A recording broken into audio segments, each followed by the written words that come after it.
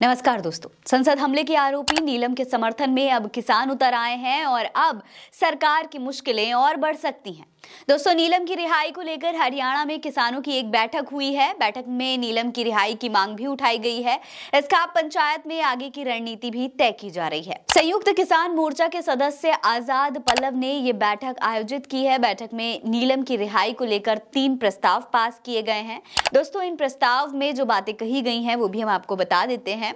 इसमें पहली बात जो कही गई है वो ये है कि नीलम को सरकार तुरंत रिहा कर दे। बैठक में जो दूसरी मांग रखी गई है वो है कि आरोपियों के ऊपर जो यूएपीए लगाया है, यूएपीए की धारा लगाई गई है, उसे भी तुरंत हटा दिया जाए।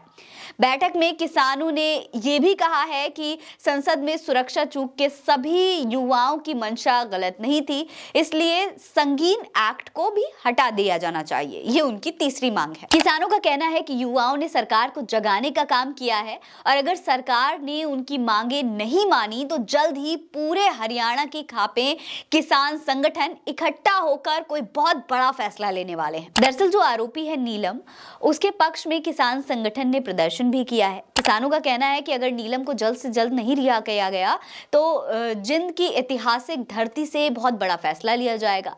जिंद के उचाना में किसान इकट्ठा हुए हैं और नीलम के पक्ष में रैली भी की गई है। वो लोग ये मानते हैं कि नीलम ने जो भी किया है वो बिल्कुल ठीक है, क्योंकि लगातार सरकार के अंदर बेरोजगारी बढ़ रही है और इसी की वजह से जो युवा हैं वो परेशान हैं। दोस्तों, आपको बता दें कि एक दिन पहले ही नीलम की जो मां है उन्होंने मीडिया के सामने अपनी बात रखते हुए बताया था कि उनकी बेटी बेरोजगारी को लेकर काफ़ी परेशान थी। उन्होंने कहा कि मैंने उससे बात भी की थी लेकिन उसने मुझे दिल्ली के बारे में कुछ भी नहीं बताया। वो मुझसे कहती थी कि वो इतनी पढ़ी लिखी है लेकिन उसके पास कोई नौकरी नहीं है, इसीलिए मर जाना बेहतर है। नीलम की मां ने कहा था कि 2 दिन पहले घर पर ही थी और हिसार से पढ़ाई भी करती थी। घर से जब गई तो हिसार जाने की बात कहकर ही गई थी। वहीं नीलम के भाई का कहना है कि वो किसान आंदोलन के साथ जुड़ी हुई थी, छात्रों की आवाज़ बुलंद करने का भी काम करती थी, टीचिंग लाइन में जॉब के लिए पढ़ाई कर रही थी। पहले भी नीलम टीचिंग लाइन में HTET का एग्जाम दे चुकी है। भाई का ये भी कहना है कि वो किसी पार्टी से जुड़ी हुई बिल्कुल भी नहीं है। दोस्तों, नीलम पहले भी किसानों के, मणिपुर के या फिर बेरोजगारी के मुद्दों पर सरकार का विरोध करती रही है। किसान आंदोलन में भी वो किसानों के साथ खड़ी थी।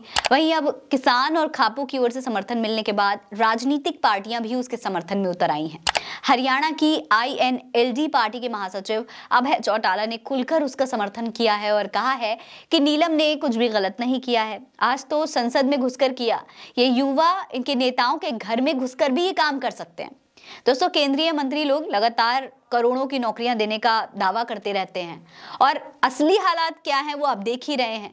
जनता बेरोजगारी से इतनी परेशान हो गई है कि सदन के अंदर घुसने को मजबूर हो गई है। हालांकि फिलहाल इस मामले को लेकर कार्रवाई चल रही है। दूसरी तरफ खाप पंचायतें भी एक्टिव हो गई हैं। अब देखना होगा कि क्या किसानों के सामने एक बार फिर से सरकार मजबूर हो जाएगी या फिर आरोपियों के खिलाफ कोई सख्त फैसला लिया जाएगा। इस खबर में इतना ही। ये खबर आप उल्टा चश्मा UC पर देख रहे हैं। मेरा नाम फरहीन अंसारी है। जय हिंद, जय भारत।